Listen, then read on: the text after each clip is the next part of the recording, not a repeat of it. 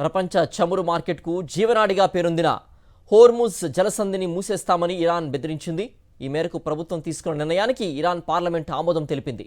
అయితే జాతీయ ప్రయోజనాలపై కీలక నిర్ణయాలు తీసుకునే సుప్రీం నేషనల్ సెక్యూరిటీ కౌన్సిల్ ఇంకా దీనిపై ఎలాంటి నిర్ణయం తీసుకోలేదు. ఒకవేళ అది కూడా ఆమోదిస్తే జలసంధి ద్వారా ముడి చమురు, సహజ వాయువు రవాణా నౌకల రాకపోకలు స్తంభించి దాంతో ఇంధన కొరత ఎక్కువై గిరాకీ పెరిగి పెట్రోల్ ధరలు మరింతగా అధికం కానున్నాయి.